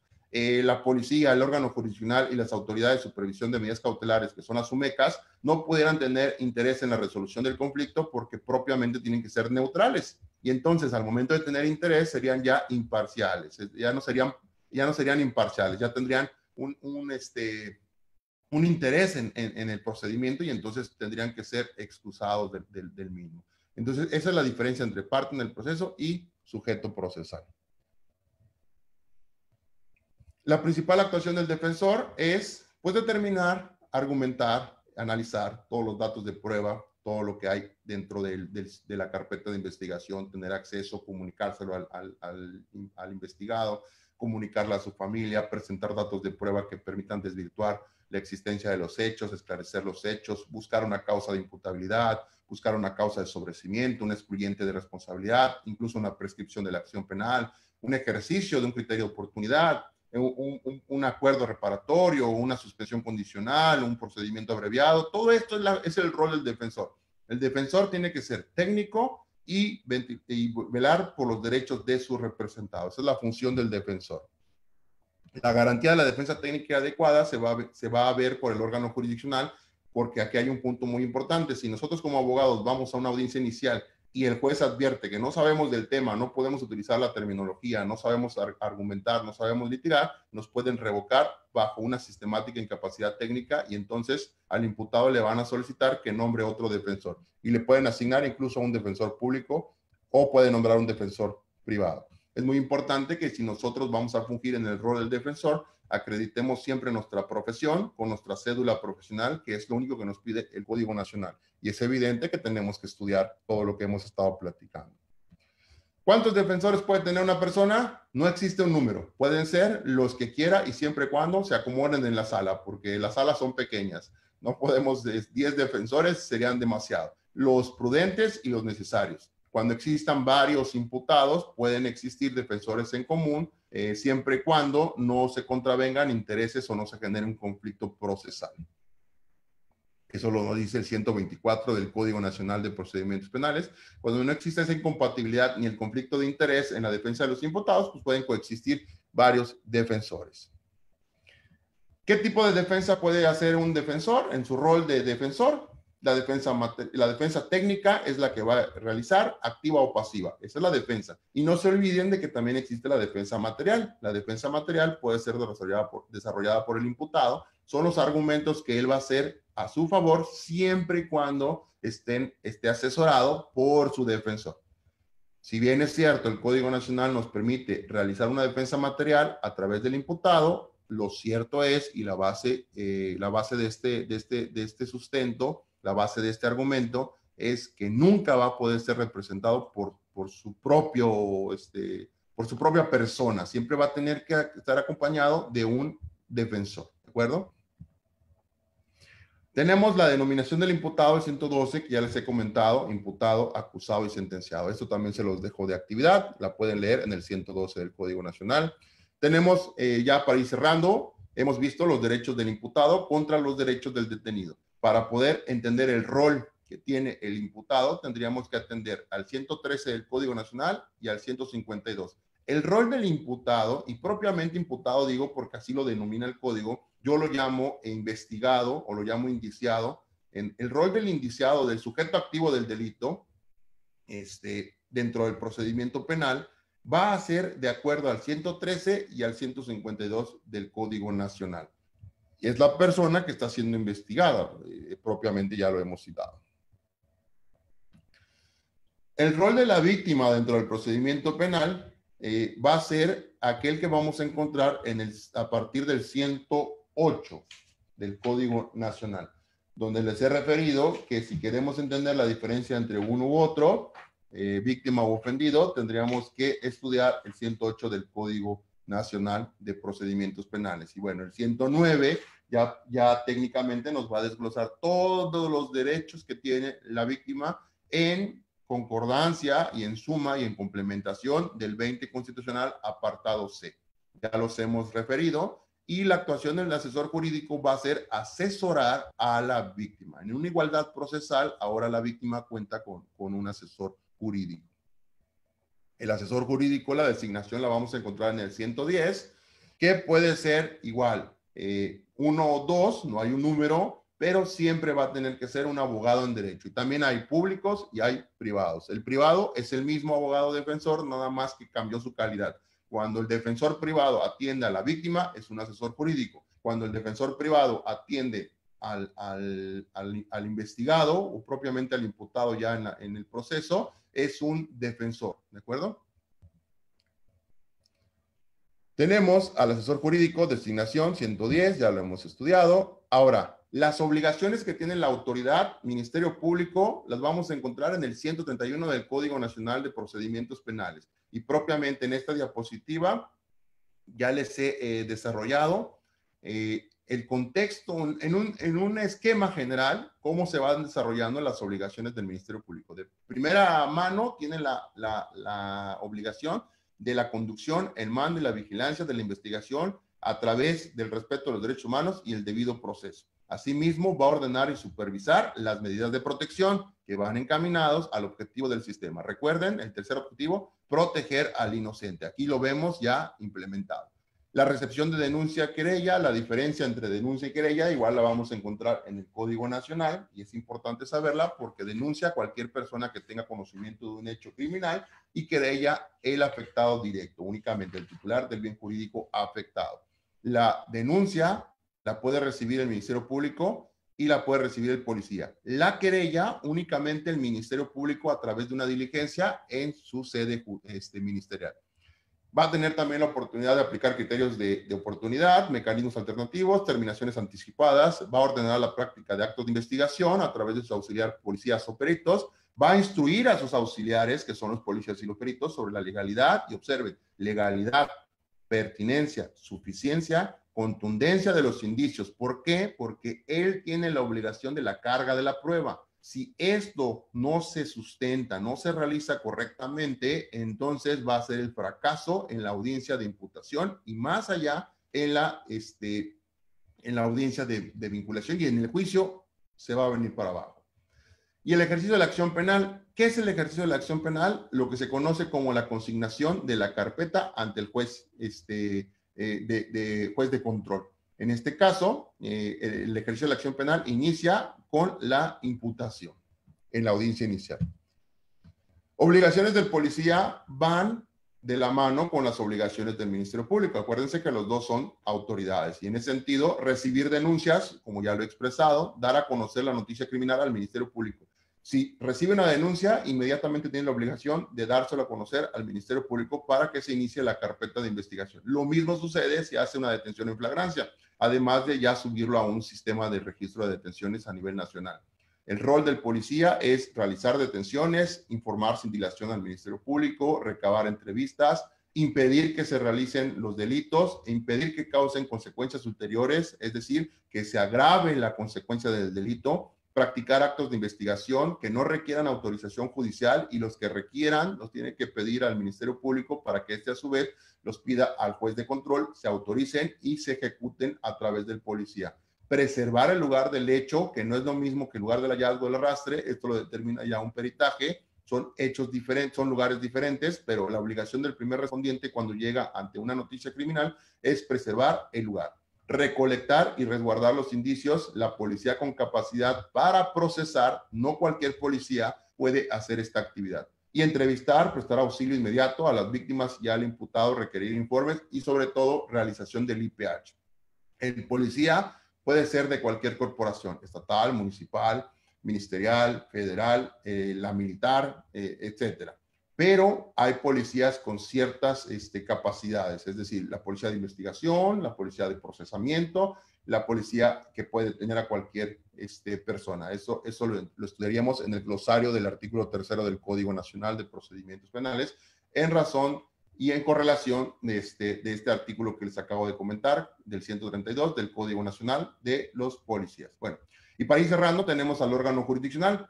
Esto lo vamos a encontrar en el 133 y tenemos 3 órganos jurisdiccionales. Juez de control actúa de la etapa inicial a la etapa intermedia.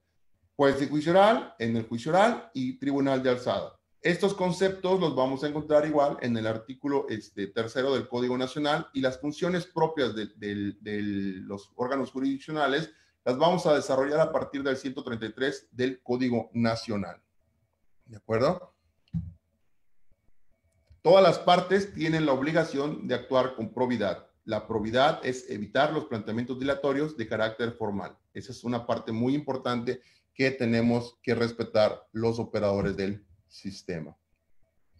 Y de esta forma concluimos nuestra intervención. Espero, disculpen por el tiempo, me quise ser muy práctico, me llevó más de lo que había esperado, pero creo que esta plática, que esta charla sobre el sistema procesal definitivamente va a ser muy, muy nutrida por las intervenciones que hemos tenido. Gracias por la audiencia, gracias por sus preguntas, gracias por todos los comentarios que nos han realizado y sobre todo por continuar viéndonos hasta este momento. Su tiempo es muy valioso, su tiempo es apreciado y es la forma en que uno tiene la recompensa de esto que hace con amor y pasión, que es enseñar y contribuir a la profesionalización de todos ustedes, y con todo el cariño lo hemos hecho. Y en esta diapositiva, que es la conclusión, me gusta mucho dejarla porque aquí todo lo que hemos hablado, pueden hablar 3, 4 horas con esta diapositiva, porque aquí está todo lo que hemos conversado.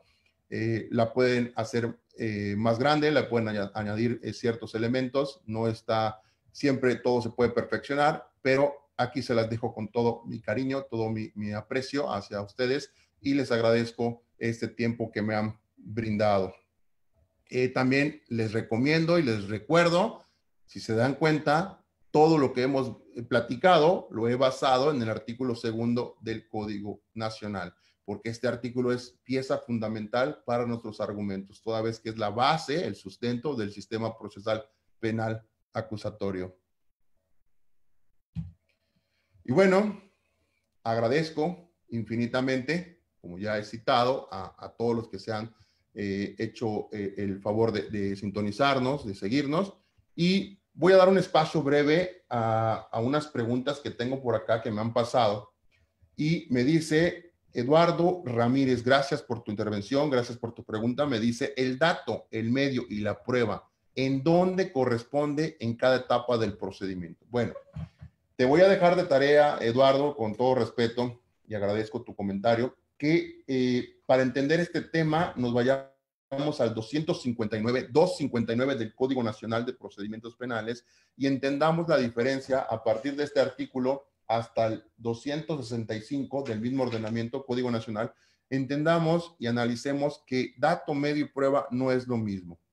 Pero respondiendo a tu pregunta, vamos a hablar de antecedentes de investigación, de todo lo que se recabe en las dos etapas, en la etapa inicial, en sus dos fases, investigación inicial e investigación complementaria. Ahí se habla de antecedentes y de esos antecedentes vienen a formar o se conforman de datos que vendría siendo, por ejemplo, un documento, un peritaje, el dictamen es un dato, y el medio sería la persona que realizó ese documento, el perito en este ejemplo. Entonces, dato y medio lo vamos a utilizar en la etapa inicial y en la etapa intermedia. Pero ya en la etapa de juicio vamos a seguir utilizando dato y medio, pero para causar convicción en el juez en el desarrollo del interrogatorio y contrainterrogatorio, que sería el desarrollo, el desahogo de nuestros datos y medios. ¿Qué te quiero decir? Es que una vez que los desahogues, propiamente ya estarías hablando de prueba. Entonces, prueba nada más se habla en el juicio oral. Ojo, porque hay una excepción. A toda regla tenemos excepción y es importante que te la mencione. En el procedimiento, en la etapa inicial, en la audiencia inicial, propiamente en la continuación o en la fase de vinculación al proceso, se pueden desahogar esta misma mecánica de datos y medios y también se van a considerar como pruebas. Entonces, esa es la única excepción a todo lo que he comentado. Es importante que la sepamos. Y la otra es la prueba anticipada, que eso también en el Código Nacional lo vas a encontrar. Gracias por tu pregunta, muy interesante. Garza Andy. Y cuando vulneran las garantías individuales en la detención con motivo de una orden de aprehensión, ¿en qué fase se reclama dichas violaciones? Bueno, si estamos hablando de una detención en orden de aprehensión, se puede realizar a través de un amparo o propiamente primero tendríamos que ir a la audiencia y ahí se pueden analizar, se pueden discutir, puedes tú mencionar la forma en que se realizó la orden de aprehensión, es decir, en la audiencia. Si el juez no te apertura el incidente para analizar la violación a los derechos humanos con una orden de aprehensión, entonces te irías al recurso de definitividad, que sería el amparo. Pero aquí se apertura a través de incidentes, que eso ya propiamente es una estrategia de litigación, y se solicitan en la audiencia inicial. Gracias por tu pregunta. Luna Miel, ¿es legal que en una audiencia no digan tu nombre? Sabemos que toda audiencia es grabada. ¿Cómo procede? Bueno, aquí si estamos hablando de que la persona que se encuentra como sujeto procesal y parte ha solicitado la reserva de sus datos, pues estaríamos hablando que sí es legal. Sí es legal, no tiene de ilegalidad algún argumento. Ahora, lo que sí debemos considerar es que en un interrogatorio, contrainterrogatorio, ya en una audiencia de juicio, siempre es importante y debe respetarse que la persona conozca todos los medios de prueba, es decir, las personas que están inmiscuidas en el procedimiento penal. Gracias por tu pregunta. José Luis Pérez Arreola. Si lo pierdes de vista en la persecución, ¿ya no hay flagrancia? Bueno, por eso hablaba de las 3 chances que comentaba. Uno, la flagrancia, que es en el momento. La segunda que comentas, en una persecución. Y aún así lo pierda de vista, ya hay criterios que hablan que la persecución material, la pérdida de vista, ya no es tan aplicable como en el sistema tradicional. Ya el mismo ordenamiento del Código Nacional nos habla. Pero bueno, pues supongamos que lo perdiste de vista, se te fue. Entonces ya puedes aplicar un señalamiento y lo puedes detener. Hay circunstancias, no es que ya no hay flagrancia, sí hay flagrancia, puede haber flagrancia. Gracias por tu pregunta. Dulce María Cruz, ¿qué pasa cuando la persona lo detiene la misma persona? ¿Qué pasa cuando la persona lo detiene la misma persona? Bueno, voy a interpretar tu pregunta. Hablando de personas, el artículo 16 constitucional nos dice que cualquier persona, en el término ser humano, puede hacer una detención. Y háblese de un gerente de tienda, una tienda departamental, háblese del vecino, háblese de que tú también puedes hacer una detención y tú serías el que detiene. Ahora, a estas detenciones se le llaman detenciones ciudadanas, ¿de acuerdo? y el ciudadano tiene que poner a disposición a la persona detenida inmediatamente la autoridad próxima, que sería el policía o en algunas poblaciones delegados. Y está con la misma prontitud la autoridad al Ministerio Público. Entonces, una cadenita. Si hay una detención ciudadana, se pone a disposición del policía. Si el policía realiza la detención, lo pone a disposición directa del Ministerio Público. Esta es la respuesta. David Alonso, maestro, de antemano, gracias por la ponencia, gracias a ti. En su criterio, ¿en qué momento el Ministerio Público ejerce acción penal? Bueno, existe aquí una dualidad de criterios. Unos dicen que es al momento de la solicitud de la audiencia y otros comentan que es al momento del ejercicio de la acción penal propiamente en la imputación.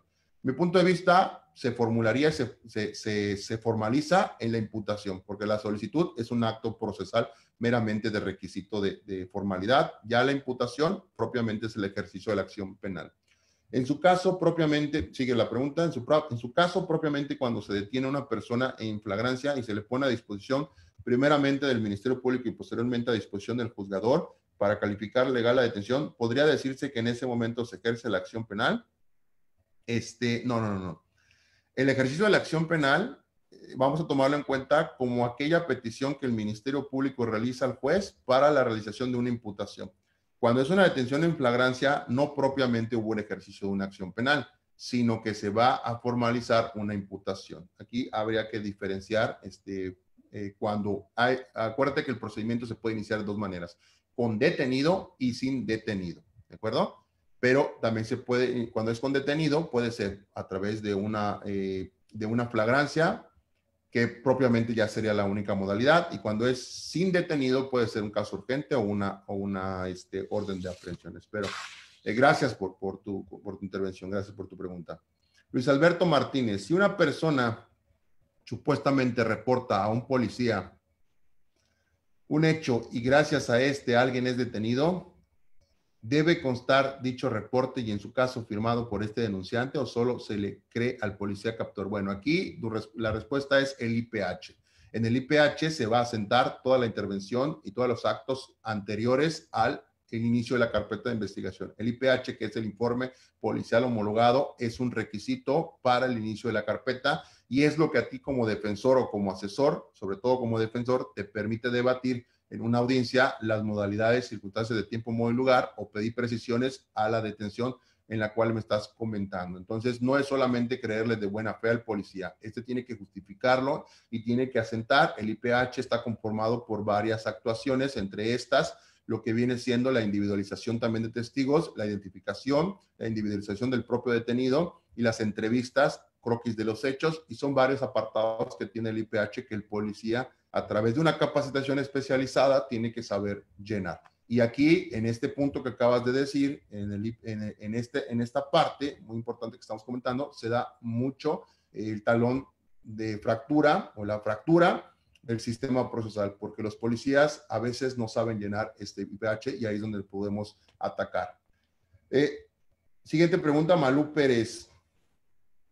Dice, si en un juicio el imputado comparece al Ministerio Público y no le leen sus derechos, le están violando sus derechos, ¿hasta qué momento tiene el Ministerio Público para hacer de conocimiento al imputado sus derechos? Bueno, los derechos de una persona que se encuentra sujeta al procedimiento los vamos a encontrar en dos apartados. Principalmente, como base a la respuesta en el artículo 20, apartado B de la Constitución Política de los Estados Unidos Mexicanos. Y en el Código Nacional lo vamos a encontrar en el artículo 113, ya propiamente dentro del procedimiento penal, y previamente a esto en el artículo 152 del Código Nacional, donde habla de los derechos del detenido. Y esto es importante saberlo porque, de alguna manera, estos derechos pueden ser en cualquier periodo de custodia. Es decir, el policía, en una primera lectura de derechos, lo puede hacer en cualquier periodo de custodia. El Ministerio Público incluso lo puede hacer en cualquier periodo de la retención de 48 horas. Y algo muy importante, en las audiencias, el juez de control verifica que el imputado conozca sus derechos. Esto realmente no se da una violación a derechos humanos al no leerle los derechos. El juez de control verifica que los conozca, sepa y los entienda en la audiencia inicial. Esto no sería un buen argumento para retrotraer o perseguir algo en el procedimiento como defensa. Gracias, Maru. Por último, últimas tres. Cristi More dice, licenciado, ¿pudiera hablarnos de la cuasiflagrancia? Bueno, no es un tema que pudiéramos hablar. De hecho, ya no se pudiera manejar en este sistema procesal. Evelyn dice, ¿es lo mismo criterios de oportunidad que medidas alternas? No. Los criterios de oportunidad lo vas a encontrar en el Código Nacional de Procedimientos Penales y son prácticamente los que hemos citado: la abstención de investigar, el archivo temporal y el no ejercicio de la acción penal. Y las medidas alternas o los mecanismos alternativos de solución a controversia van a ser propiamente dos: acuerdo reparatorio y lo que viene siendo la suspensión condicional. Y luego tienes las formas anticipadas de terminación de un procedimiento, que sería ya el procedimiento abreviado. Te recomiendo llegues al artículo 183 del Código Nacional de Procedimientos Penales y a partir de allá vas a resolver esta duda de manera más amplia. Pero en términos generales no es lo mismo.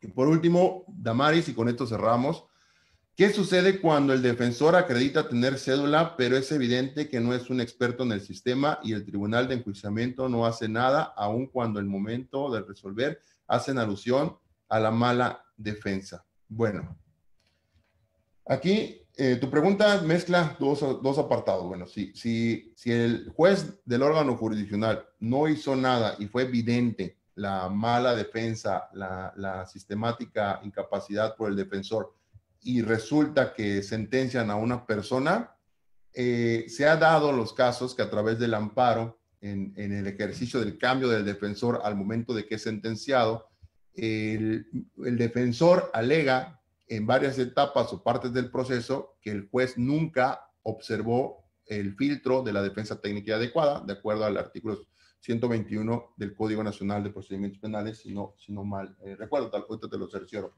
En ese sentido, si hubo esas violaciones a la adecuada defensa, entonces pudiéramos estar a través del amparo en la posibilidad de retrotraer el procedimiento hasta donde se llevaron a cabo las violaciones. Entonces, si el juez no lo advierte, estaría incumpliendo con una obligación que es advertirlo. Y si se advierte, pues el imputado tendrá derecho a cambiar. Puede ser público o puede ser privado. Y con esto, bueno, concluimos dando gracias nuevamente a todos los que han participado, a todos los que nos han seguido. Les invito a compartir este video, les invito a que nos sigan en las redes sociales, ahí están puestas. Me pueden buscar en Facebook como Wilber Rutunov Garrido, servidor, en Twitter wilber.domínguez.3 y en YouTube, el canal de YouTube Garrido Sauri Abogados. Nosotros pertenecemos al despacho Garrido Sauri Abogados, somos de Quintana Roo, somos de la ciudad de Chetumal. Con mucho gusto nos complace seguir anunciarles que hemos encontrado buena línea, buen fin con nuestro compañero Eric Vázquez, quien nos va a estar invitando, estoy seguro, porque ya hemos tenido plática, nos hemos agradado mucho. Nos va a seguir invitando para que podamos seguir platicando con ustedes. Agradezco de la misma forma a la Universidad Mesoamericana Campus Tehuacán, quien es el que les puede expedir las constancias para que acrediten haber tomado este tutorial. Y desde luego, mañana no se pueden perder nuestro tema, el tema del seminario continúa.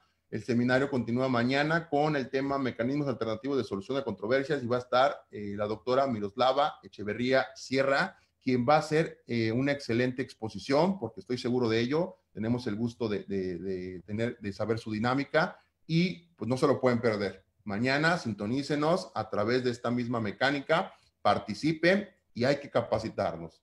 Hay que capacitarnos y esto hay que aprovechar ahorita los tiempos de que se da la oportunidad. Y pues bueno, con esto cierro. Les envío un gran abrazo. Agradezco mucho haberse quedado y compartamos esta plática. Muchas gracias. Que tengan excelente noche. Gracias por seguirnos.